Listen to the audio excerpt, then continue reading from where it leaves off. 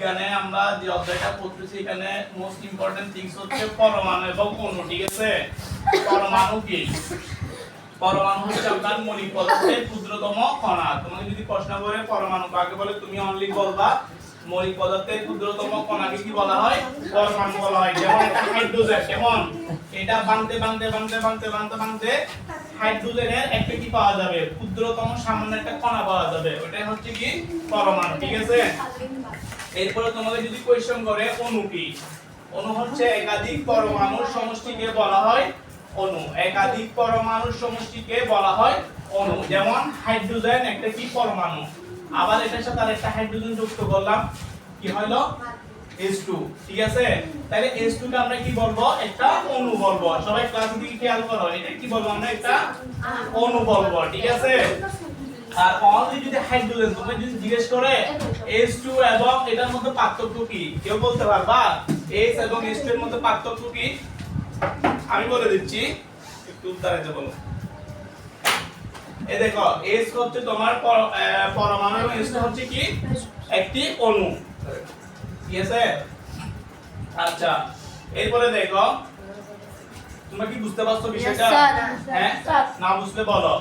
যখন একটা H দেওয়া থাকবে, অনলি H দেওয়া থাকবে, ঠিক আছে? এটা হচ্ছে তোমার কি পরমাণু, এটা কি পরমাণু। আর অনেকগুলা H যখন ধরো H এখানে দুটো যুক্ত হলে কি হলো? H2, ঠিক আছে?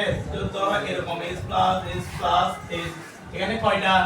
1 2 3, তাহলে 3, এটা কি হবে? পরমাণু না অণু? অণু। থ্যাংক ইউ, ঠিক আছে? আচ্ছা, তাহলে পরমাণু হচ্ছে মৌলিক পদার্থের ক্ষুদ্রতম কণা, আর অনেকগুলো পরমাণু মিলে কি তৈরি হয়? অণু তৈরি হয়, ঠিক আছে? এবার দেখো, যখন H এর সাথে H, ঠিক আছে, H এর সাথে H যুক্ত হবে, ওইটাকে আমরা কি বলবো? মৌলিক পদার্থের অণু, ঠিক আছে? অনলি এখানে কিন্তু পরমাণু দেখাচ্ছে, এটাও পরমাণু, এটাও পরমাণু, ঠিক আছে? একই, যখন একই আসবে তখন আমরা কি বলবো? মৌলিক পদার্থের পরমাণু, ঠিক আছে? অণু বলবো, ঠিক আছে? আর যখন তোমার কি হবে? দুইটা ভিন্ন রকম হবে পদার্থগুলা, যেমন এই N মানে হচ্ছে কি জানো? N মানে হচ্ছে তোমার সোডিয়াম, আর Cl মানে হচ্ছে কি? ক্লোরিন। Cl মানে কি? ক্লোরিন। Na এবং Cl মিলে কি হলো? NaCl, এখানে তুলা হবে না, ঠিক আছে? NaCl of the sodium chloride, এটা কি? সোডিয়াম ক্লোরাইড, ঠিক আছে?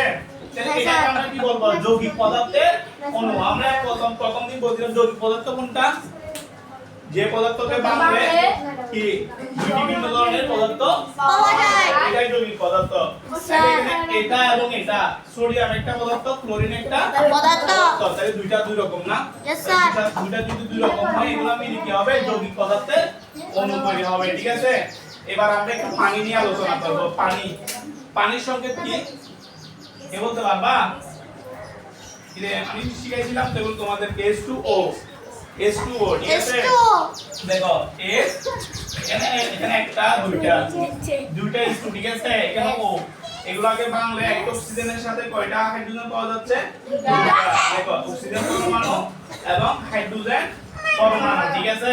অর্থাৎ এখানে কি বলা হচ্ছে? দেখো, H2O এটাকে ভাঙলে পাওয়া যাচ্ছে কি?